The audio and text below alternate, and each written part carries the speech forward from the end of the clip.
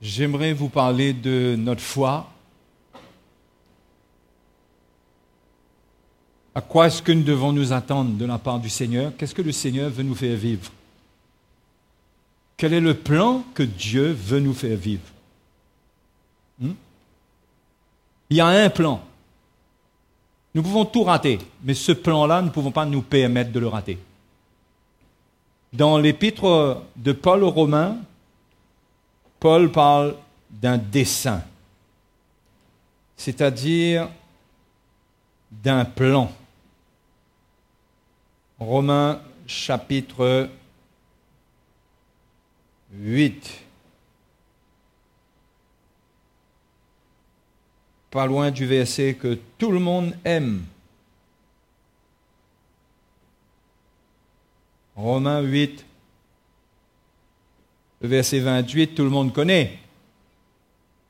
Nous savons du reste que toute chose concourt au bien de ceux qui aiment Dieu. Hein? Eh bien, non, mais c'est ce verset-là même, finalement. Regardez.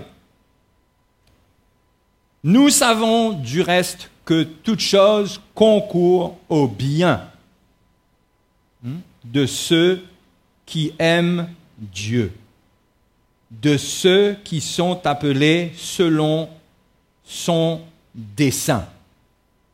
Car ceux qu'il a connus d'avance, il les a aussi prédestinés à être semblables à l'image de son Fils. C'est ça le dessein de Dieu. Prédestiné à être semblable à l'image de son Fils. Et toutes choses doivent concourir à notre bien en vue de ce plan. Toute chose doit diriger vers ce plan. Toute chose. OK? C'est pourquoi Paul dit, c'est la volonté de Dieu, qu'en toute chose vous rendiez grâce. Hein? Qu'en toute chose vous puissiez rendre grâce au Père. Ça, c'est la volonté de Dieu. Parce qu'en toute chose, Dieu tient toute chose dans sa main pour accomplir ce dessein pour son peuple, pour ses enfants.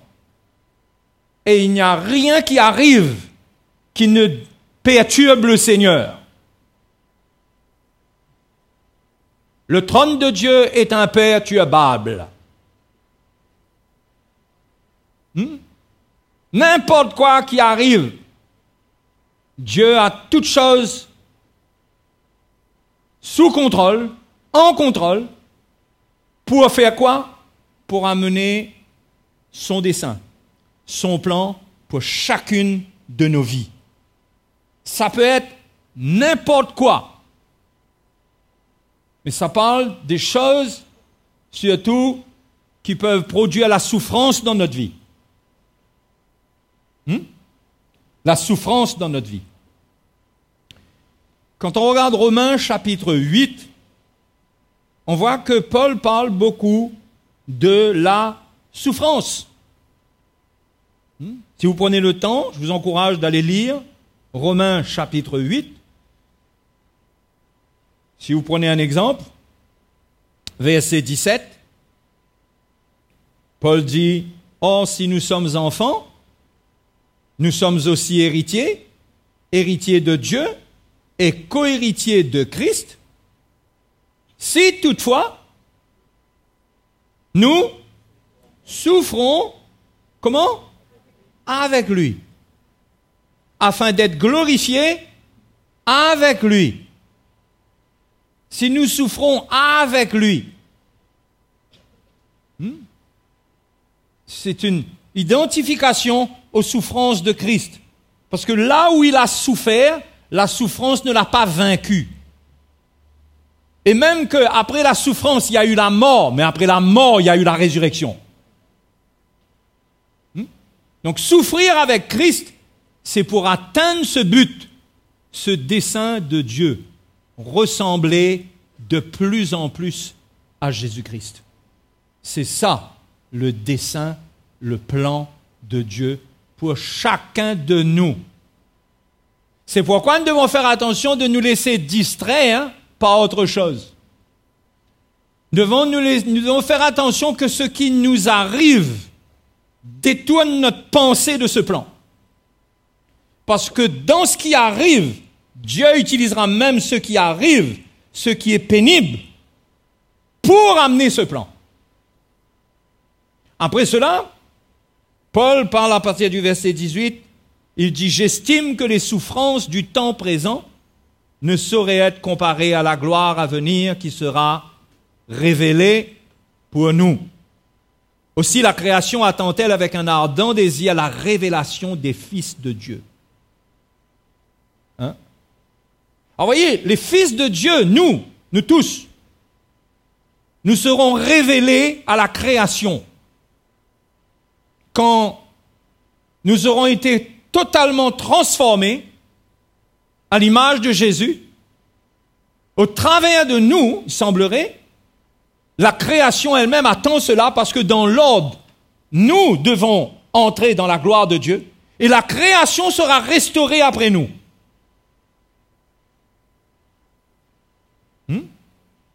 La création attend-elle avec un ardent désir? Allez chercher les désirs dans la création, vous. Mais Dieu ressent et voit le désir dans la création. Car la création a été soumise à la vanité, non de son gré, mais à cause de celui qui l'y a soumise, avec l'espérance qu'elle aussi sera affranchie de la servitude de la corruption, pour avoir part à la liberté de la gloire des enfants de Dieu. Or, nous savons que jusqu'à ce jour, la création tout entière soupire et souffre, quoi? Les douleurs de l'enfantement. Et ce n'est pas elle seulement, mais nous aussi qui avons les prémices de l'esprit, nous soupirons en nous-mêmes. Pourquoi soupirer? Parce que la souffrance provoque des soupirs. Et nous soupirons en nous-mêmes.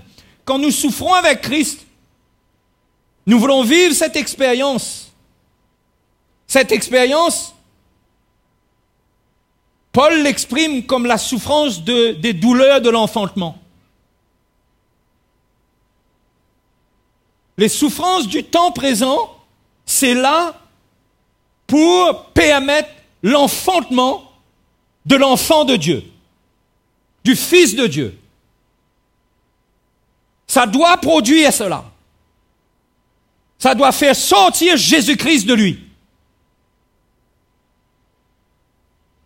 Je ne parle pas physiquement, naturellement. Je parle spirituellement.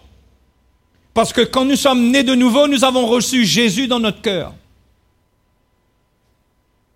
Et si vous lisez les lettres de Paul, vous verrez que Paul exprime clairement que la vie chrétienne, il dit, c'est Christ en nous, l'espérance de la gloire. Christ en nous.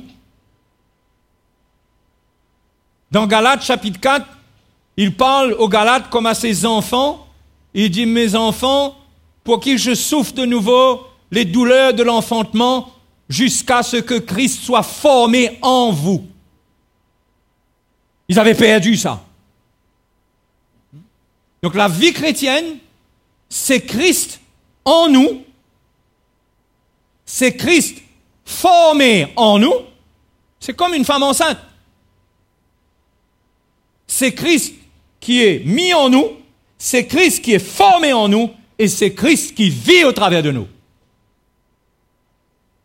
C'est ça la vie chrétienne. Quand on dit vie chrétienne, c'est vie avec Christ. C'est vie par Jésus-Christ qui vit en nous. La vie chrétienne, c'est pas une vie où on essaye d'être une bonne personne selon le monde. Rien à voir. Bien sûr, c'est toujours bon pour tout le monde qu'on ne tue personne, qu'on ne vole personne. Mais on peut être quelqu'un qui ne tue personne, qui ne vole personne, qui ne mange jamais, etc., etc., et être un vrai religieux, et c'est pas Jésus qui vit en nous. C'est nous-mêmes.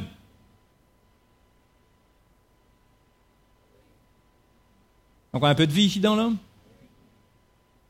Il y en a. Donc, la création souffre les douleurs de l'enfantement. Paul donne l'exemple de la création. Il dit, mais c'est pas elle seulement, mais nous aussi. Nous soupirons.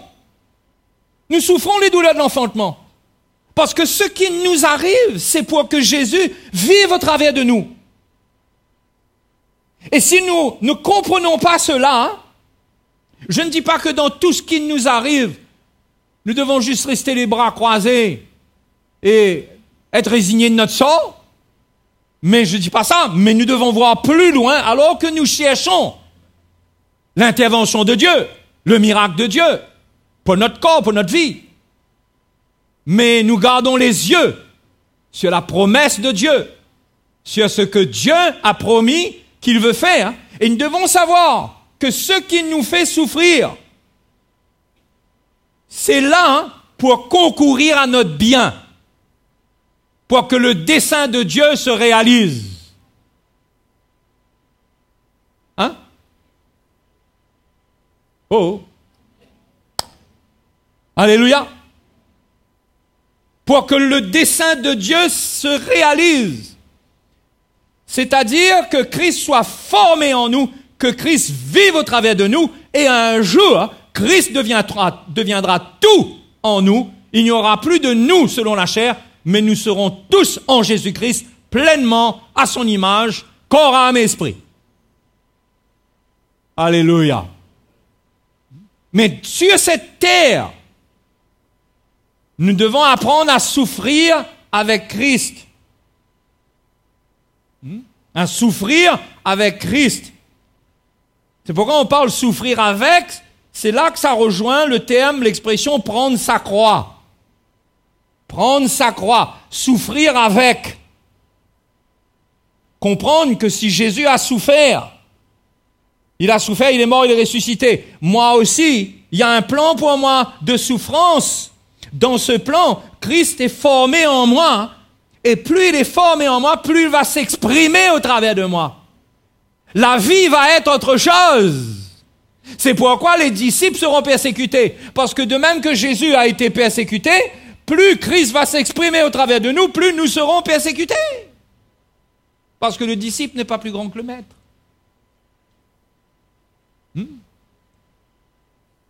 Donc il y a les douleurs de l'enfantement. Eh ouais.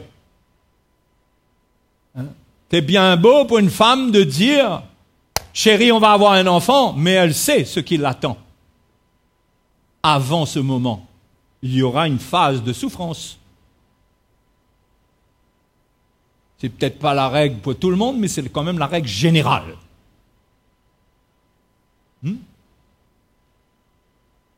Mais après cela, Jésus dit qu'une femme, quand elle a mis au monde, elle oublie. Elle oublie même ses douleurs d'enfantement. Il y en a qui n'oublient pas. Ça, c'est la règle générale. Mais elle oublie. Pourquoi? À cause de la joie qu'elle a de l'enfant qu'elle a mis au monde. Et la joie que nous avons de voir Jésus vivre au travers de nous, en nous, vivre sa vie en nous, nous fait oublier les souffrances que nous avons passées, que nous avons connues, pour nous amener à ce stade de maturité, de liberté. Alléluia. Mais on ne peut pas enfanter sans douleur. Dans les choses de l'esprit, c'est pas possible. Il y a une phase de souffrance. Il y a une phase de malaise. Il y a des sœurs qui connaissent ça? Il y a une phase de malaise. C'est pas le moment le plus confortable. C'est l'œuvre du Seigneur qui est en train de se faire. C'est Christ qui est en train de grandir. Ça bouleverse. Mais le but, c'est que cet enfant s'exprime. La Bible nous dit que quand Marie était enceinte, elle a rencontré Élisabeth, les enfants dans le sein, comme s'ils communiquaient entre eux. Ça a bougé. Mais croyez-moi, ça nous montre que Jésus en nous, même en nous, il va s'exprimer. Mais le but, c'est pas que l'enfant reste toute la vie dans le ventre. Mais on attend, les frères et les sœurs, la grande famille qu'on attend, la famille spirituelle qu'on attend. Ce sont tous ceux qui mettent au monde Jésus-Christ. Comprenez? Qui vivent Jésus-Christ, qui laissent Christ être formé en eux. Qui ont compris que c'est ça l'appel de Dieu, le dessein de Dieu. C'est pas autre chose. S'ils sont bénis, gloire à Dieu. S'ils sont pas bénis, ben gloire à Dieu. Mais la grande bénédiction, c'est l'enfantement. Après l'enfantement, la joie qu'on a de voir ce Jésus-là se manifester. Être dans la maison. Alléluia. Un chrétien qui perd cela de vue, il a perdu sa vocation. Il a oublié sa vraie vocation. C'est pourquoi il y a beaucoup d'évangiles qui distraient les chrétiens. Je ne le dis pas sous forme de critique. Moi-même, j'ai participé à la prédication d'évangiles qui distraient les chrétiens dans le sens qui les distrait, pas les divertit seulement, hein, mais les distrait. Enlève leur regard et leurs yeux sur ce plan-là et met leurs yeux sur autre chose. Dieu veut te bénir. Et là, on est avec ça. La bénédiction de Dieu, la bénédiction de Dieu. Mais faut que tu fasses attention, parce que tu es enceinte. Tu dois bien te nourrir, il faut que bébé grandisse bien. Il faut que la parole de Dieu gagne ton cœur. Et il y a beaucoup de chrétiens qui malheureusement avortent. Accidentellement ou volontairement ou je ne sais pas, mais c'est comme ça qu'ils avortent. Ils perdent ça, ils rétrogradent. Soit qu'on ne leur a pas montré qu'il y a quelque chose. Vous savez, quand on va chez le médecin, on me dit, madame, ben, vous attendez un bébé. Ils sont éclairés sur le fait qu'il y a un bébé là. Ben là, à partir de ce moment, on fait attention. Mais les chrétiens qui ne sont pas éclairés, qui attendent un bébé, qui ont reçu le Seigneur, qui ont Jésus qui vit dans leur esprit, et qui continuent à faire n'importe quoi, ils finissent par faire une fausse couche. Je fais un parallèle, vous comprenez les frères et sœurs? Je suis obligé d'être direct, parce que si je fais une parabole qui est une parabole de la parabole, vous n'allez rien comprendre. Vous n'allez rien comprendre. Donc nous tous qui sommes là, la semence de la parole de Dieu est venue vers nous. Nous sommes nés de Dieu dans notre esprit. Naître de Dieu, c'est qu'on a reçu la semence de la parole de Dieu en nous. Maintenant, ça ne doit pas rester comme ça maintenant. Il faut que ça grandisse. Comment est-ce que ça va développer? Comment est-ce que ça va mûrir ça? Il y a des souffrances. Il y a des malaises. On a la nausée.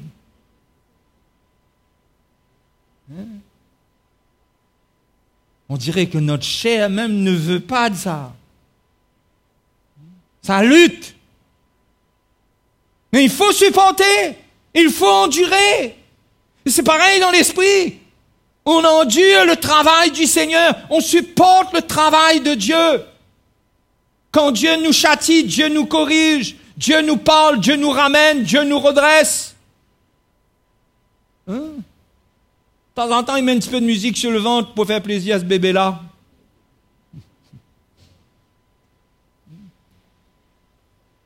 Voyez, mais c'est une œuvre de Dieu. Le chrétien, les frères et les sœurs, vous devez être engendrés dans cette vision. Vous devez être engendrés. Votre manière de penser doit être transformée. Vous devez abandonner la religion qui vous a attrapé. L'esprit religieux d'une vie dans une église jusqu'à ce qu'on aille au ciel. Il faut qu'on abandonne cette vieille manière de penser. Et cette vieille manière qui fait qu'en attendant, on est distrait, on vit avec le monde, les choses du monde, on ne travaille pas à notre salut, on ne fait pas ce qu'il y a de meilleur pour un bébé, parce qu'il me semble que quand une femme attend un bébé, toute l'attention est là-dessus. Chérie, non, attention, comment tu dois t'asseoir? Même pour asseoir, on fait attention, madame, quand elle doit s'asseoir. Le mari bien intentionné va s'inquiéter de savoir qu'est-ce que tu manges là. Il ne va pas laisser sa femme manger n'importe quoi. taper du whisky, etc. Je dis, mais chérie, mais ça...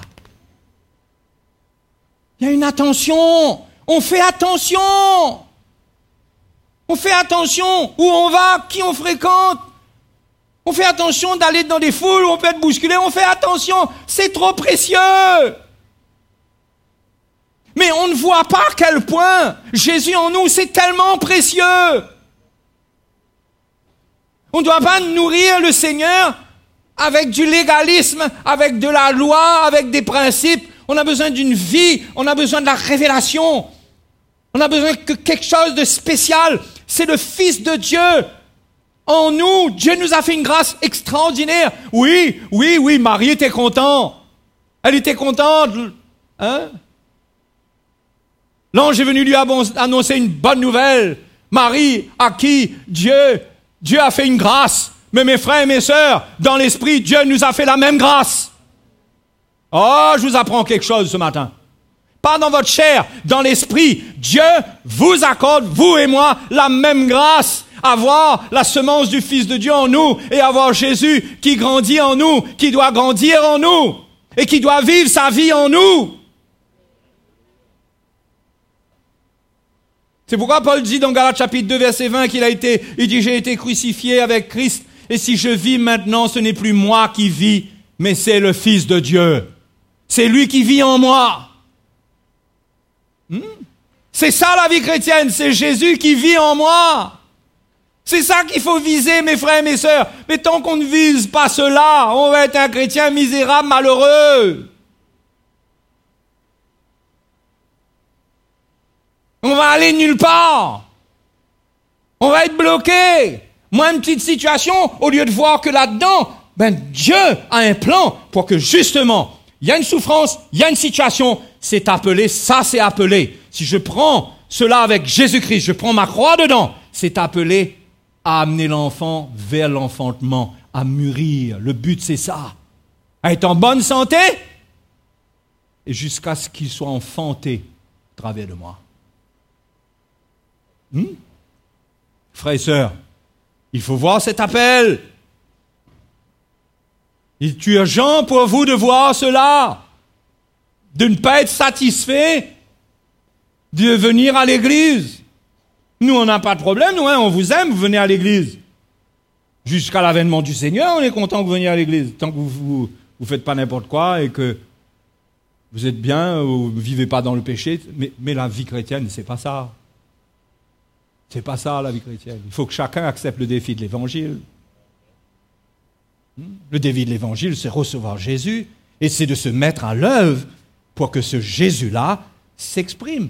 Et on ne peut pas faire un plan particulier pour que Jésus s'exprime. On ne peut pas avoir une technique pour qu'il s'exprime. On ne peut pas avoir des principes pour qu'il s'exprime. Il faut que lui-même, sa vie s'exprime. Vous comprenez? On ne peut pas apprendre des choses pour dire, voilà, on va faire ça pour que là, ça c'est le Seigneur au travers de moi. Non, vous ne pouvez pas. Ce que Jésus est appelé à exprimer au travers de vous, c'est lui. C'est lui qui le fera. Il n'y a rien pour faire marcher cela si ce n'est que de rester en communion avec lui, que de se nourrir de la parole de Dieu, que de garder la foi, que de supporter les souffrances. Et le bébé sortira dans les meilleures conditions, de la meilleure manière possible, avec le meilleur visage possible. Parce qu'en général, les bébés, quand ils naissent, on dirait qu'ils sont passés dans la presse. En général. Mais le Jésus qui est en nous, il va s'exprimer d'une manière magnifique. Et c'est ça le bonheur de la vie chrétienne. Et le diable ne veut pas que les chrétiens trouvent ce plan, parce que c'est ce plan qui est une menace pour le royaume des ténèbres. C'est ce plan qui est une menace parce que c'est au travers de cela que Jésus se révèle au monde. Vous comprenez? C'est pas la religion, c'est pas que vous soyez un bon chrétien, vous essayez... Dans votre travail, vous n'allez pas voler. Oui, vous n'allez pas voler pour être un bon témoignage. Il y a d'autres aussi qui ne volent pas, C'est pas ça le bon témoignage de la vie chrétienne. C'est pas ça la puissance de la vie chrétienne. pas dit qu'on peut voler, là.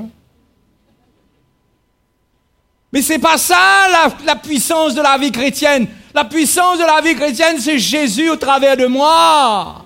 C'est le fruit de l'esprit. Le fruit de l'esprit, c'est quoi? C'est Jésus qui est formé au travers de moi.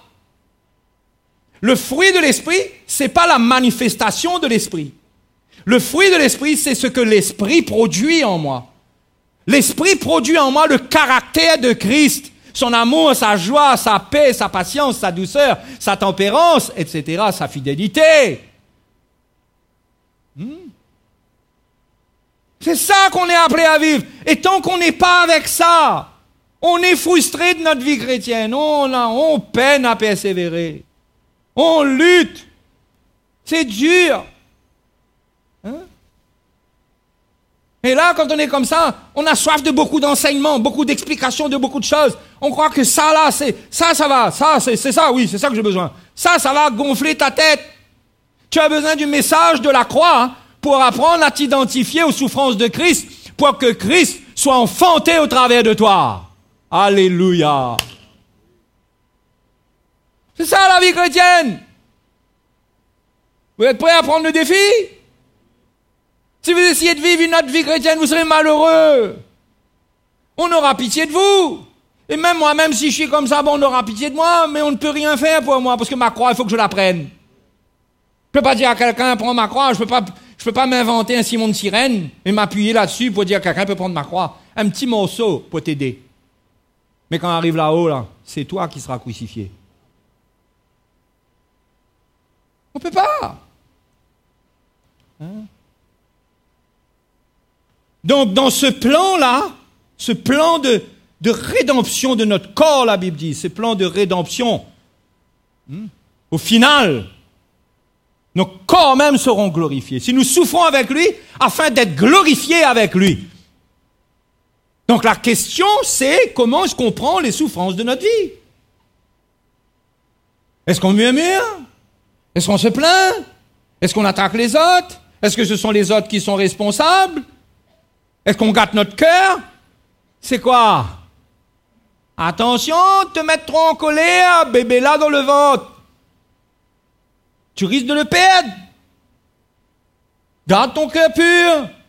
Prends ta croix. Laisse ça grandir. Sois instruit de l'évangile, du message de la croix. Sois fortifié. Parce que le Seigneur, il veut te faire vivre un bonheur. Dieu n'a qu'un seul bonheur pour nous. Il n'y a pas deux bonheurs. Le seul bonheur, c'est Jésus-Christ à travers de nous. Jésus-Christ en nous, Jésus vit en nous. Jésus manifeste son cœur au travers de nous. Alléluia. Les frères et sœurs, c'est ça qu'on a besoin. Vous croyez que les premiers chrétiens, ils avaient Internet? Vous croyez qu'ils se connectaient avec tous les pasteurs de la planète? Croyez-moi, ils étaient dans des villages, il n'y avait ni téléphone, même pas une voiture. Il n'y avait rien, ils étaient coupés de tout.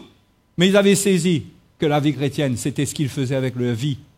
C'était leur identification avec Jésus-Christ, où qu'il soit. Aujourd'hui, les chrétiens courent après des calmants. Quand ils souffrent, ils cherchent des calmants. Ils cherchent des messages pour les rassurer. L'évangile les confronte d'un côté. Et de l'autre côté, quand ils sont trop confrontés, ça fait mal. Quand il y a une souffrance qui est là et qu'on leur dit « prends ta croix », qu'est-ce qu'ils font? Ils vont chercher un calmant. Ils ne savent pas que le calmant met en danger bébé. C'est ce que Paul a dit aux Galates. Il dit, vous allez chercher d'autres messages, vous allez vous mettre avec un autre esprit, et je prie maintenant, je souffle les douleurs de l'enfantement pour vous. Il dit, moi, je travaille, moi-même, je ressens les douleurs de l'enfantement, moi, pour que Christ soit formé en vous. Maintenant, les douleurs, c'est moi qui est obligé de les souffrir pour vous, parce que vous, il n'y a plus de douleur. Parce que vous avez compromis l'évangile. Il faut arrêter de courir les calmants. Il faut faire face. Hein? Où que soient nos souffrances, il faut faire face. Mais il faut être prêt pour la vérité. Hein? Vous êtes encore là? Il faut être prêt pour la vérité. Il y a quelqu'un qui a dit que la vérité, c'est facile à trouver, la vérité.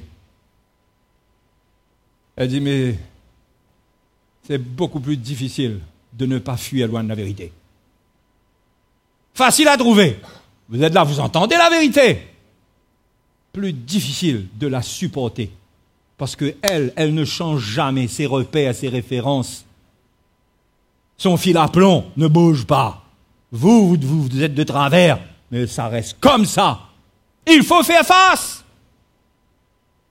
Alléluia.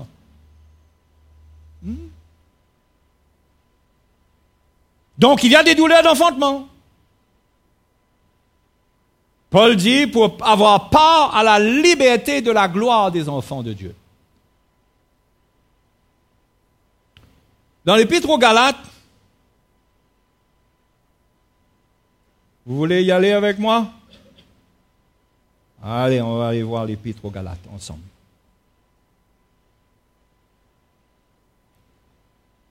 Galates.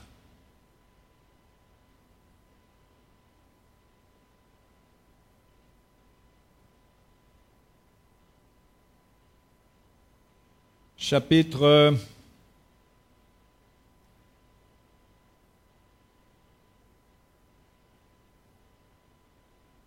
4.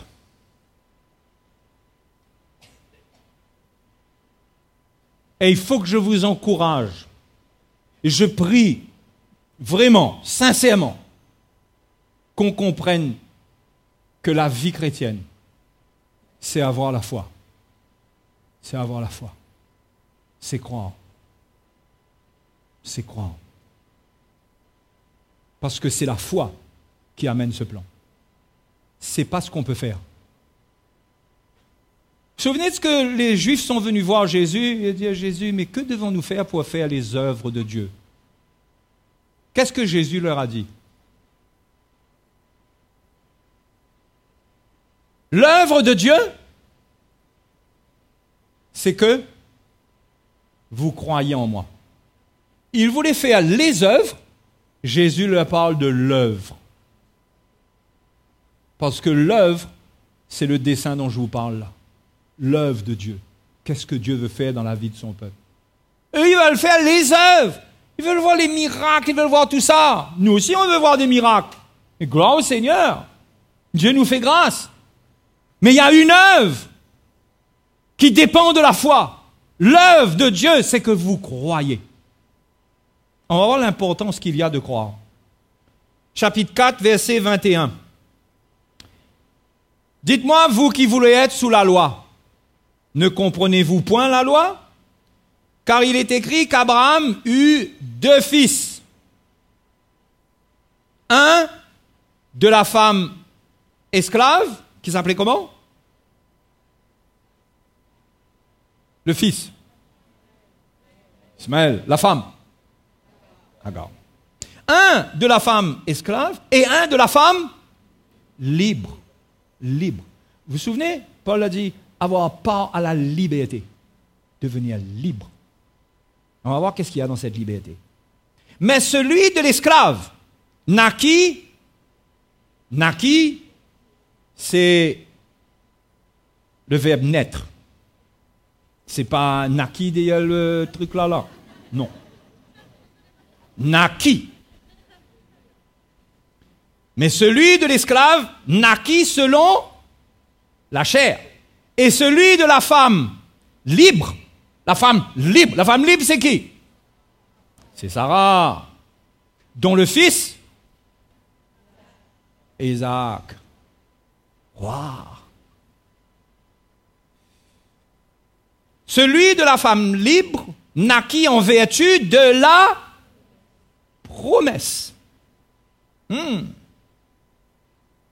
Ces faits ont une valeur allégorique car ces femmes sont 2 alliances. L'une du mont Sinaï, enfantant pour la servitude, c'est Agar, car Agar, c'est le mont Sina en Arabie, et elle correspond à la Jérusalem actuelle qui est dans la servitude avec ses enfants. incroyable que Paul et toutes ses révélations, il n'avait même pas Internet. Et elle correspond à la Jérusalem actuelle qui est dans la servitude avec ses enfants. Mais la Jérusalem d'en haut est libre. C'est notre mère. Car il est écrit, réjouis-toi stérile, toi qui n'enfantes point. Éclate et pousse des cris, toi qui n'as pas éprouvé les douleurs de l'enfantement. Car les enfants de la délaissée, c'est-à-dire, figurez-vous, contrairement à la logique qu'on pourrait croire, les enfants de la délaissée, c'est Sarah, seront plus nombreux que les enfants de celles qui étaient mariées. Parce que mariée dans le contexte d'avant, c'était avoir des enfants avec. Donc, enfin, ça s'explique un peu comme ça. C'est peut-être un peu tiré par les cheveux. Mais celle qui était mariée, c'est celle qui a connu en premier Abraham pour avoir un enfant. Pour vous, frères, comme Isaac, vous êtes enfants de la promesse. Pour vous. Et de même qu'alors celui qui était né selon la chair persécutait celui qui était né selon l'esprit, ainsi en est-il encore maintenant. Ok? Chasse l'esclave et son fils, car le fils de l'esclave n'héritera pas avec le fils de la femme libre. C'est pourquoi, frères, nous ne sommes pas enfants de l'esclave, mais de la femme libre. D'accord? Nous sommes enfants de la femme libre. Notre modèle, c'est notre mère, c'est Sarah dans l'esprit. Sarah, c'est une alliance, c'est la nouvelle alliance, c'est l'alliance de la liberté, c'est l'alliance de la promesse. Agar, c'est l'alliance, c'est l'ancienne alliance, c'est l'alliance de la servitude. Ça a fait de ceux qui croyaient en la loi, ça a fait d'eux des esclaves. Ils sont devenus des esclaves. Ils n'étaient pas libres. Ils devaient obéir à cette loi. Ils étaient des esclaves. Si vous obéissez à la voix de l'Éternel, si vous désobéissez, attention, voilà, si vous obéissez, voilà ce que vous aurez. Si, c'était une question d'obéissance, c'était de l'esclavage, c'était l'ancienne alliance. Agar représente cette ancienne alliance. Sarah représente la nouvelle alliance. Mais Sarah est stérile. Hein? Elle est stérile. Mais la promesse pour elle, c'est qu'elle aura plus d'enfants qu'Agar. C'est-à-dire que dans la nouvelle alliance va produire plus de fils et de filles pour Dieu que l'ancienne alliance n'en a produit pour l'esclavage. Vous suivez là? Je sens que vous avez tiré vos antennes.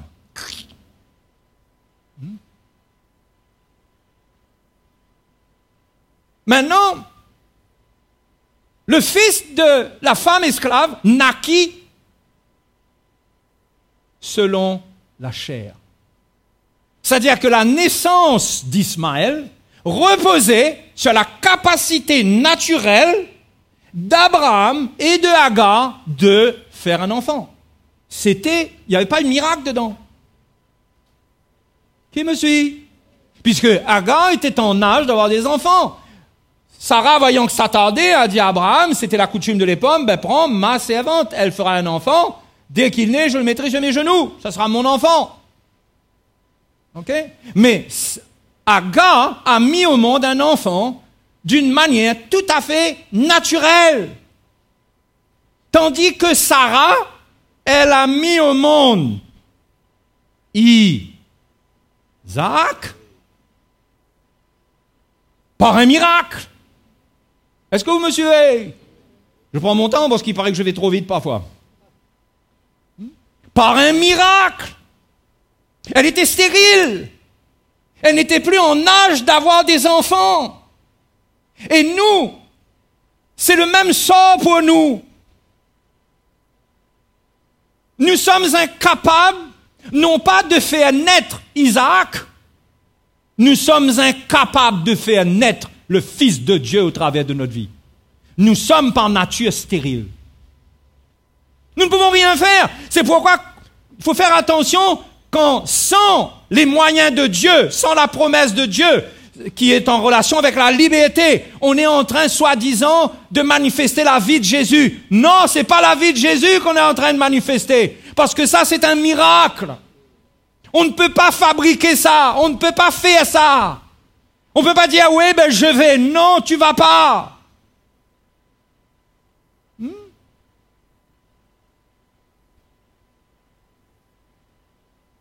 Donc, deux femmes, Agar et, pas ici, Sarah. Agar et Sarah. Agar met au monde un enfant selon la chair. Ça s'appuie sur sa capacité. Abraham a le moyen de procréer. Tout se fait naturellement. Mais l'autre dame, Sarah, elle est, la Bible dit, la femme libre. Vous avez noté? Vous avez noté que c'est la femme libre? Elle est libre. Alors, qu'est-ce que ça peut vouloir signifier aussi libre? Elle est libre, libre. Bien sûr, elle n'est pas l'esclave. C'est clair. OK? Il y a d'un côté l'esclave et elle, c'est la femme libre. Elle est l'épouse officielle. Elle est l'épouse d'Abraham. Mais il y a aussi le fait que Sarah était libre de sa condition naturelle. Lot, Agar, n'était pas libre de sa condition naturelle. Il lui fallait sa condition naturelle pour mettre au monde cet enfant. Sarah, c'est la femme libre. Elle est libre de cela. Elle n'a pas besoin des moyens humains. Dieu fera un miracle. C'est la femme libre. Elle est libre de son état. Nous devons devenir libres de notre état et savoir que nous ne pouvons rien faire pour produire, pour amener cette vie de Jésus au travers de nous. Nous ne pouvons rien faire. C'est Dieu qui fait. C'est pourquoi Dieu a laissé Abraham et Sarah vieillir.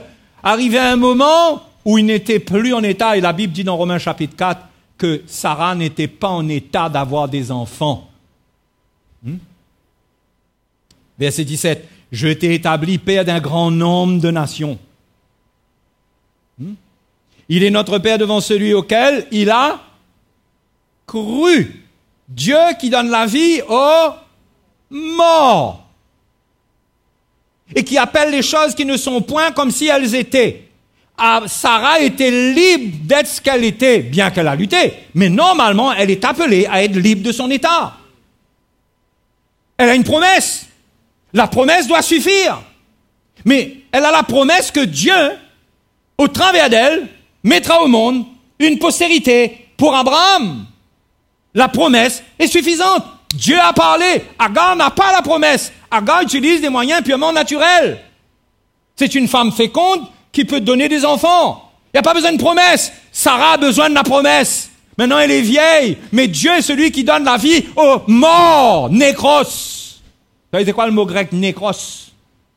Nécros, nécrosé. Quand on finit de bleuer, gangréné, on coupe.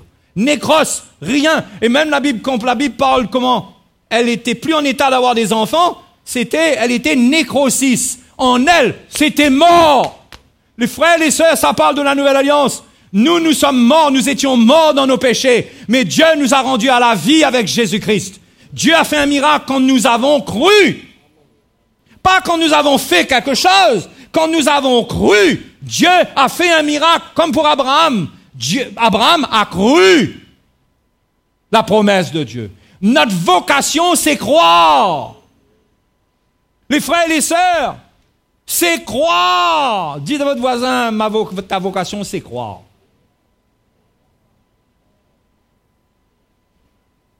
Et retournez vers lui et dites-lui, rajoutez, dites seulement croire. Alors vous allez me dire, moi je crois moi. Ah bon? Ok. Non, super. Mais la foi dont on parle ici, le verset 21, dit « Ayant la pleine conviction que ce qu'il promet, il peut aussi l'accomplir. » Mais qu'est-ce que Dieu promet? C'est ça qu'il faut comprendre. Qu'est-ce qu'il te promet? Quelle est la promesse que Dieu te donne?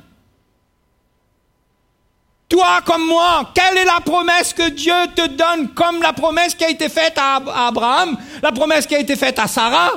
Quelle est la promesse que Dieu nous donne? Le Fils de Dieu naîtra au travers de nous. il viendra en nous, il grandira en nous, il sera formé en nous, il vivra au travers de nous, et un jour, il sera révélé à toute la création au travers de nous. C'est ça la promesse. C'est ça qu'il faut croire. Il y a des souffrances, il y a des épreuves, il y a des tests, il y a des moments difficiles, mais je garde la foi. Parce que tout ça, c'est là. C'est les douleurs de l'enfantement. C'est là, et ça fait grandir le bébé, et ça pousse un peu bébé un peu plus vers la sortie. Ça fait mal. Mais mes yeux restent sur le Seigneur. Et quand c'est là, je protège bébé. Il ne donne pas 2 coups de marteau sur la tête, sur le ventre pour que ça arrête de faire mal. Je ne vais pas taper la première tisane de grand-mère qui m'est donnée, selon les traditions des hommes, pour me retrouver avec un avortement que je n'ai pas voulu. J'ai besoin de l'évangile, le message de la croix, pour m'apprendre à endurer et que l'enfantement se passe bien. Je soupire en moi-même, oui. Je souffre en moi-même, mais je reste dans le chemin. Je garde la foi, parce que mon Dieu a promis que Jésus vivra au travers de moi, que je pourrai servir Dieu avec Jésus. Jésus en moi, c'est pas moi. Dieu ne veut pas de moi, ma chair. Il veut de Jésus. Jésus est les prémices. Il est le premier d'entre tous les frères. Il est le premier exemple. Il y a une quantité qui arrive. Il faut qu'il passe par le processus, être mis enceinte, grandir, former et naître. Mes frères et sœurs, il y a une multitude de fils et de filles qui vont être révélés à la création. Et aujourd'hui, nous sommes dans un stade où ce qui se passe en nous doit être révélé au monde. Ça doit parler au monde. Je ne sais pas si vous avez remarqué, mais quand une femme, moi j'ai remarqué ça, les femmes qui attendent un bébé, en général, elles ont une lumière spéciale sur leur visage. Je ne sais pas qui est d'accord avec moi. J'ai inventé ou quoi? Il y a une lumière spéciale. Je ne dis pas toujours, hein, il y a des exceptions, mais c'est le truc général. Il y a une lumière spéciale. On dirait qu'il y a un témoignage sur une grossesse. Dieu met un témoignage. Parce que ça correspond aux chrétiens qui doivent vivre la vie de Jésus. Hein? La vie chrétienne, c'est croire. Pourquoi croire? Parce qu'il y a une promesse. Dieu, pourquoi est-ce que Dieu fait la promesse? Vous savez, Dieu ne t'a pas fait la promesse, là, qu'il va te donner un bonbon que tu peux acheter toi-même. Vous comprenez? Tu n'as pas fait la promesse de quelque chose que tu peux faire toi-même. La promesse qu'il t'a faite concerne une chose que tu ne peux pas faire. Et c'est le défi de la foi. Parce qu'on ne peut pas faire cette chose. Tu avais une promesse qui est donnée, que vous pouvez produire quelque chose dedans. Si ça tarde, et que vous avez un petit peu les moyens, vous pouvez trafiquer un peu. Mais voyez ça là, on ne peut pas trafiquer. Personne ne peut produire ça. Impossible. C'est pourquoi il faut croire. C'est pourquoi l'élément, la chose la plus importante dans la vie chrétienne, c'est la foi. C'est la vraie foi. C'est la sainte foi, Jude dit, la sainte foi qui a été transmise au sein une fois pour toutes. C'est une foi qui est sainte, qui est mise à part. C'est spécial. Il n'y a pas 2 fois dans ce plan, il y a une foi. Elle a été transmise. Crois dans la promesse. Jésus veut vivre en toi. Jésus veut vivre au travers de toi. Tu n'as plus besoin de loi de l'ancienne alliance. Tu n'as pas besoin de trafic, de fausses doctrines. Tu as besoin d'apprendre à endurer. Tu as besoin d'être fortifié. Dans la foi, la Bible dit qu'Abraham fut fortifié par la foi. Et il a persévéré, ayant une pleine conviction. On ne peut pas avoir une pleine conviction si notre foi n'est pas édifiée. Si votre foi n'est pas chargée comme il faut, là, vous ne pouvez pas avoir une pleine conviction. Vous allez croire comme ça, là, mais votre voiture va sortir de là, tout de suite va tomber en panne. Première petite cote qui monte là, Il reste dans la côte, là. Il monte un petit bouton. Il fait... faut que ça soit changé.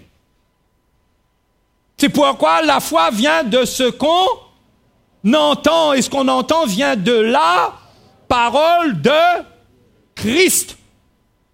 Rectifiez tout de suite. Parole de Christ.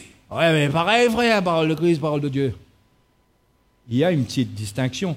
C'est que la parole de Christ est attachée à l'œuvre de la croix, le message de Christ. C'est la parole de Dieu. Mais quand on dit parole de Christ, ça pointe vers Christ crucifié. C'est ça qu'on a besoin pour avoir la foi, pour croire, pour avoir une pleine conviction dans les moments difficiles. La vie est dure. Quelqu'un dit, la vie est dure, mais Dieu est bon. Vrai, pas vrai. Et il dit, la vie est imprédictible. On ne peut pas prévoir.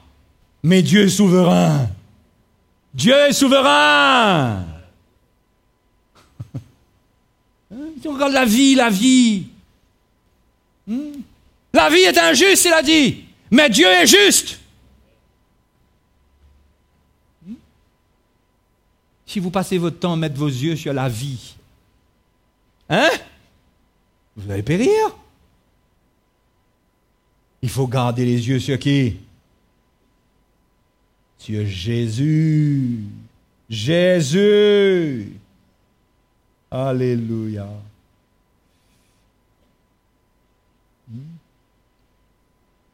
Sur Jésus. Se nourrir de lui. Pour que en nous, ce qui a été déposé en nous, puisse grandir à son image. Paul dit maintenant, contemplant de gloire sa face, le contemplant, nous sommes transformés de gloire en gloire à son image. Transformés de gloire en gloire à son image. Croire, et s'approcher de lui, et prier, et lire sa parole, et chercher le contact avec lui. C'est ça la foi qui est en action. Je veux croire, mais je n'ai pas la foi en moi pour croire par moi-même. J'ai besoin d'un élément qui me donne la foi. Parce qu'à ce niveau-là aussi, je suis mort. Je n'ai rien. J'ai besoin d'aller prendre tout ce qui doit être manifesté pour ce plan, j'ai besoin de l'obtenir. La foi, tu as besoin de l'obtenir, tu as besoin de la prédication de la croix, tu as besoin de l'enseignement de l'évangile, tu as besoin de lire la parole de Dieu, tu as besoin de prier. Dieu te demande de croire, mais nourris ta foi pour croire. Si tu ne nourris pas ta foi, tu es faible dans la foi, tu vas craquer, parce que quand ça va souffler autour, quand ça va être dur autour, tu vas sentir que tes bras tombent. Et tu vas tomber d'accord avec un plan d'avortement. Tu vas aller voir le docteur, il dit, docteur, je ne peux pas te débarrasser à moins de ça, s'il vous plaît. Tu vas faire un plan d'avortement. Mais il faut supporter. Il faut supporter cela jusqu'à la fin. Et supporter l'œuvre de Dieu en nous. La femme libre. Nous sommes libres. Vous savez, libre de quoi? Libre de notre état. Je suis libre de mon état. Mon état ne doit pas me décourager. Je ne marche pas dans le péché, je ne marche pas dans les ténèbres. J'ai des faiblesses. J'échoue. Je fais des fautes. Je faillis quelquefois. Je rate. Je suis visité par la tentation. De temps en temps, je triomphe 100%. De temps en temps, je triomphe avec moins de pourcentage. Je suis ce que je suis, mais je garde la foi. Je nourris ma foi. Parce que Dieu a promis. Et quand Dieu promet, la Bible dit qu'il est fidèle. Et celui qui est fidèle, il accomplira la promesse. Même si nous sommes infidèles, que nous n'arrivons pas à être parfaits, il ne nous demande pas d'être parfaits.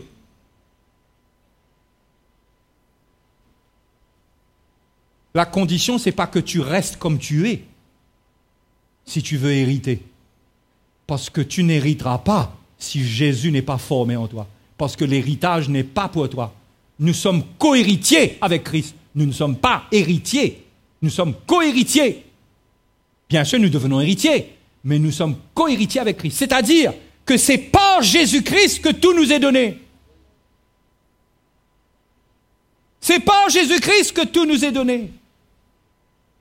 Si Christ n'est pas formé en toi, ce que tu vis et que tu crois être spirituel, c'est du mysticisme, le diable te trompe. Si Christ n'est pas formé en toi, les voix que tu entends ne sont pas celles de Dieu, n'est pas celles de Dieu. Ce que tu fais, tu es peut-être en train de faire des choses, mais combien on fait des miracles et on fait des prodiges, et au jour du jugement se sont présentés devant le Seigneur et ont dit, mais Seigneur, mais n'avons-nous pas fait toutes ces choses? Et Jésus leur dit, ouvrier d'iniquité. Il y a de l'iniquité dans la chair de l'homme. Dieu ne veut rien que la chair produise et elle est incapable de produire. C'est pourquoi Dieu nous demande de croire. Et vous savez quoi, les frères et sœurs? Parce qu'on choisit de croire, on souffre. Parce qu'on choisit de croire, il y a la souffrance, il y a de l'opposition. Parce qu'on est en train d'atteindre quelque chose qui menace l'ennemi et son royaume. Et qui fait qu'il nous paie encore plus. Donc, il y a des persécutions, il y a des événements, il y a des choses qui se passent. Mais Dieu utilise toutes ces choses-là pour encore plus amener l'enfantement. Il en fait des douleurs pour l'enfantement. Vous voyez le tracas pour l'ennemi, là? Si j'augmente la douleur va amener le bébé. Si j'augmente pas la douleur, le bébé va venir quand même. Comment il fait? Le Seigneur est gagnant à tous les coups. Mais la condition, c'est quoi? C'est que tu gardes la foi. Alléluia. Tu gardes la foi. Mais vous avez compris de quelle foi je suis en train de parler? Je ne suis pas en train de parler de notre petite croyance, là. Je suis pas en train de parler, moi un jour j'ai cru en Jésus, j'ai accepté Jésus. Tu sais, Jésus c'est mon sauveur. Oui, merveilleux. Encore heureux et gloire à Dieu. Mais c'est pas ça. C'est la foi pour ça. C'est de savoir que là, si on est dans la tempête, Dieu est avec nous. Alléluia. Il y a un gars qui a dit, il vaut mieux être avec Dieu dans la tempête que n'importe où ailleurs sans Dieu. Vous avez saisi ça là? Il vaut mieux être avec Dieu, être dans la tempête avec Dieu et Dieu est avec nous, plutôt que d'être ailleurs, c'est-à-dire il n'y a pas de tempête mais Dieu n'y est pas. Là où Dieu est, il y a la victoire pour nous. Il y a une œuvre pour notre vie. Il y a un travail en nous. Christ est formé sainement. Le Jésus qui s'exprime en nous, c'est pas un hybride entre Jésus et Moïse. C'est pas un hybride entre Jésus et le monde, c'est Jésus. Alléluia. Des paroles saines, des paroles pures. Le cœur de Dieu qui se manifeste. C'est ça qu'on est appelé, nous, à mettre au monde. Mais il faut la foi. Il faut croire. Croire. La vie chrétienne, c'est le combat de la... C'est le combat de quoi? De la foi. Le combat, c'est pas aller faire un tas de choses, c'est pas faire les œuvres de Dieu. Jésus a dit, l'œuvre de Dieu, c'est que vous croyez en moi. Le combat, c'est le combat de la foi. C'est continuer à croire, c'est relever sa tête, et c'est de se nourrir, c'est de chercher Dieu, c'est de garder son cœur pur. Et dans tout ça, on dit, Seigneur, moi, je ne peux rien faire, je ne sais rien faire. Je ne sais rien faire, mais je suis devant toi. Mais je te cherche pour un miracle. Là-dedans, c'est mort. Il n'y a rien, je ne peux rien faire. Je ne peux pas prophétiser, je ne peux pas prier, je ne peux pas ceci, je ne peux pas cela. Toutes les choses de l'esprit ne se manifestent pas en moi. Je suis mort, mais Seigneur, je te chercherai parce que tu as fait la promesse qu'il y aura la vie en moi.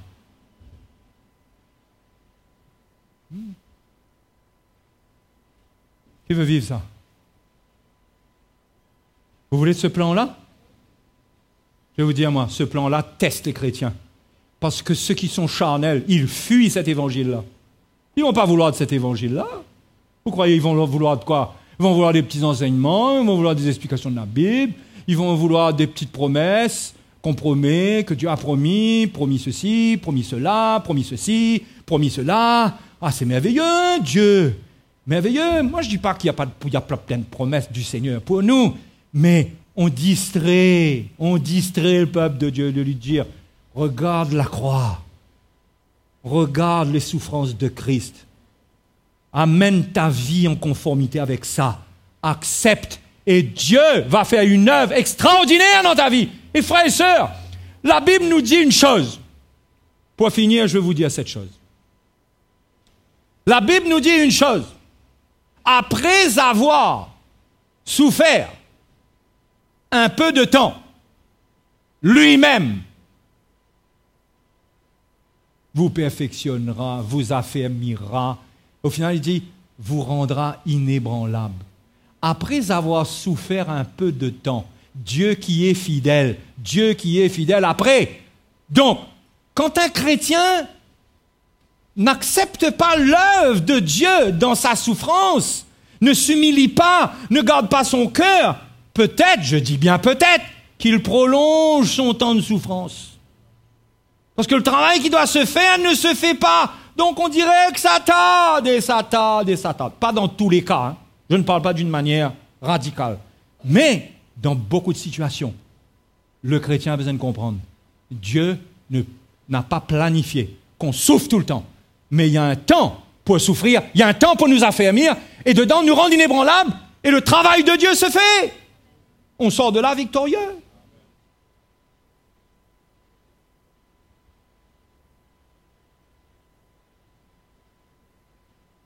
Alléluia. Vous savez, si notre cœur ne s'ouvre pas pour comprendre ces choses et pour persévérer, pour vraiment donner notre vie pour ça, dire Seigneur, c'est ça que je veux, c'est ça. Je veux devenir comme toi. Frères et sœurs, mais qu'est-ce qui pourrait être plus beau? Qu'est-ce qui pourrait être plus extraordinaire? Être riche? Être riche? Avoir de l'argent? C'est ça que tu vises ta vie? Ta vie, c'est lire le psaume 23 pour devenir riche? Ou le psaume 27 pour être protégé? Ou le psaume 91 pour qu'il t'arrive aucun malheur? Ta vie, c'est ça ta vision avec la Bible. Tu lis la Bible. Vous savez, on est formaté par des esprits étranges au message de la croix. On est formaté par des esprits pour nous faire voir des choses qu'on veut voir, qu'on veut avoir, parce qu'on a une vision. Il y a un faux raisonnement en nous. Il faut que je finisse avec le faux raisonnement seulement. Ah, allons-y, vous m'avez donné le feu vert. Où ça se trouve, ça? Jacques,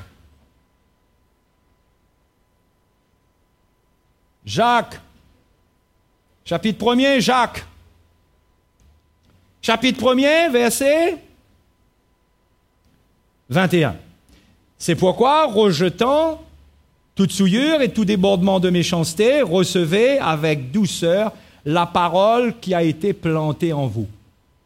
Ça, c'est la semence de Dieu qui est venue en nous et qui peut sauver vos âmes. Verset 22.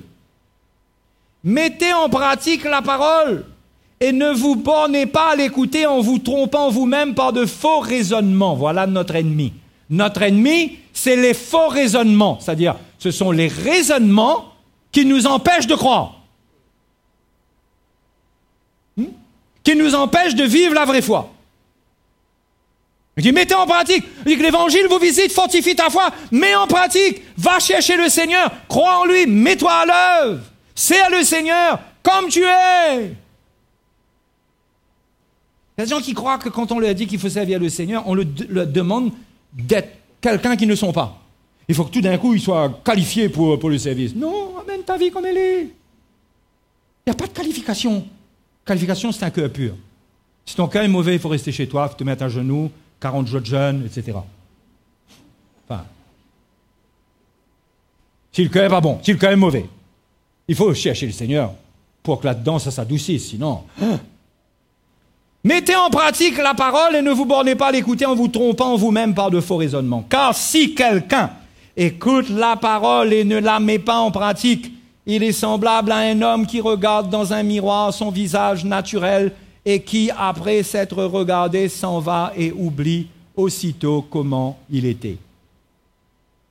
Mais celui qui aura plongé les regards dans la loi parfaite, la loi de la liberté, et qui aura persévéré, n'étant pas un auditeur oublieux, mais se mettant à l'œuvre, celui-là sera heureux dans son activité. Les frères et sœurs, on a quelque chose à trouver là, non?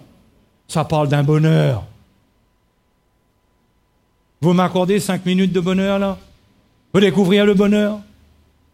Le bonheur, c'est que quand vous entendez la parole de Dieu, vous faites attention à vos raisonnements. C'est-à-dire que vous croyez dans l'Évangile. Vous accrochez à l'Évangile. Vous faites attention parce que l'Évangile fait quoi? L'Évangile est comme un miroir. Le miroir nous montre quoi? Quand on met notre tête devant le miroir, qu'est-ce qu'on voit dedans, dans le miroir? On voit notre tête. On ne voit pas autre chose. On va pas dans le miroir pour voir. Je ne vais pas devant le miroir le matin pour regarder le visage de ma femme. Vous voyez, il y a des chrétiens qui écoutent l'Évangile, ils crient Amen pour leur femme ou pour leur mari. Amen, ouais, j'espère qu'il y a longtemps là. Non, le miroir, c'est pour ta figure. Ton visage. Donc, quand on regarde un miroir naturel, qu'est-ce qu'on trouve dans le miroir naturel? Un visage naturel. Donc, on a regardé. Normalement, quand on part, on n'a pas oublié comment on est. On part rassuré, c'est OK. De quoi est-ce que ça parle? Ça ne parle pas seulement que le chrétien doit se présenter devant le miroir de la parole de Dieu pour avoir les taches sur son visage et qu'il fasse quelque chose avec ça. Moi, je crois que c'est plus profond que ça. Quand le chrétien vient devant l'Évangile, le visage qu'il doit trouver devant l'Évangile, c'est le visage du Seigneur. Ah ben là, c'est bizarre, là, du coup. Ah non, je ne vous dis pas que faut devenir maintenant drôle. Je vais voir le visage du Seigneur. Je viens écouter l'Évangile. Ah, le visage du Seigneur. Non. Mais ce que Dieu veut, c'est que la gloire qui est sur la face de Christ, tu regardes ça. C'est ça ton héritage. N'oublie pas ça. C'est ça que Dieu veut te donner. Veut te rendre semblable à lui. Dans le miroir, on doit voir Jésus-Christ. Oui, mais je me regarde. Mais tu te regardes mal si tu ne passes ton temps qu'à te voir. Parce que tu ne vois que tes défauts et tes faiblesses. Mais le miroir veut révéler Jésus-Christ, le Jésus qui vit en toi. Il est merveilleux.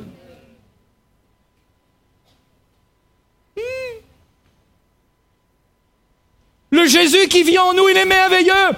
Et quand je cherche l'Évangile, j'ai l'Évangile, je lis sa parole, je prie, je l'adore. Et j'écoute l'Évangile. L'Évangile mais fait une démonstration de sa gloire. Bien sûr, l'Évangile, c'est aussi confronter notre chair, tout ça, c'est compris dedans. Mais il y a une partie, c'est révéler le plan de Dieu, Jésus en moi, ce Jésus, sa gloire.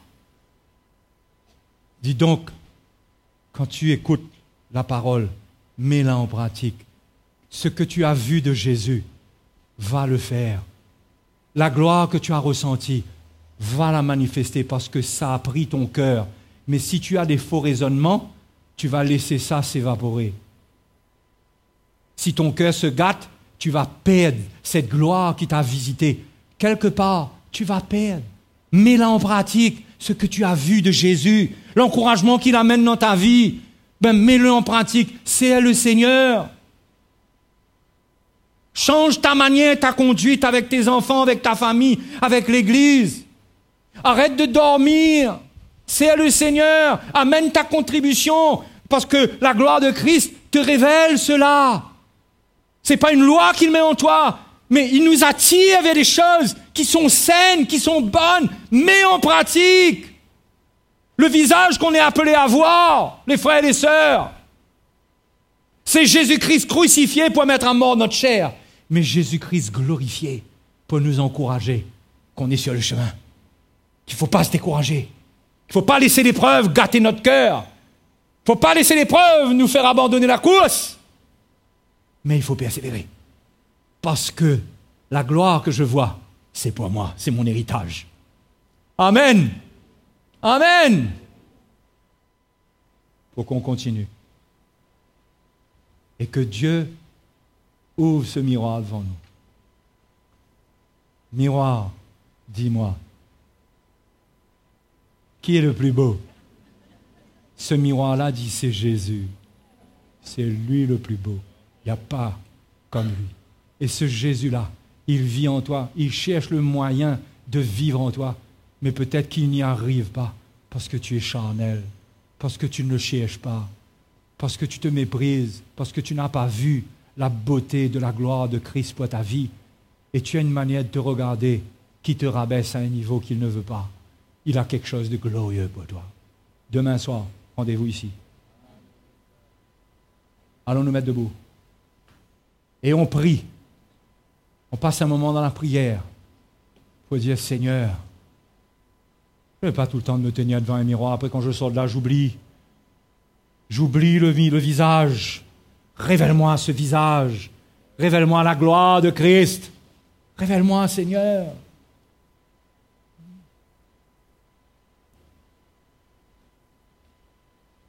On prie le Seigneur parce qu'on est appelé à hériter.